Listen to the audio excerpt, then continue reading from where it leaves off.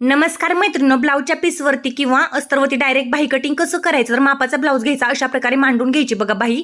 आणि 4 फोल्ड आहे खालचं फॅब्रिक, अर्धा इंच पुढच्या साईडला वाढवून घ्यायचं आहे. अस्तरचा असेल तर अर्धा इंच वाढवा, जर तुमचा दुबडपट्टीचा असेल तर जास्त वाढवा. इथं बघा बाहीच्या लांबीवरती आणि मुंड्यावरती देखील मार्किंग करून घ्यायचं. मापाचा ब्लाऊज हटवून घ्यायचा, बाहीच्या लांबीवरती अर्धा इंच वाढवून घ्यायचं. आणि आता काय करायचं, हे जे आहे ते दोन्ही साईडला एकसारखं आहे का पाहायचं आणि जोडून घ्यायचं. बघा माझी पहिली तेवढीशी तिरकेस रेस झालेली, मी दुसरी आखून घेतली. आणि आता काय करायचं, मुंड्यामध्ये देखील अर्धा इंच वरच्या साईडला मार्क करून घ्यायचा शिलाईसाठी आणि सरळ रेषा आखून घ्यायची. आता बघा ही तिरकस जोडून घ्यायची बाहीच्या लांबीवरती आणि याचा मध्य काढून घ्यायचा.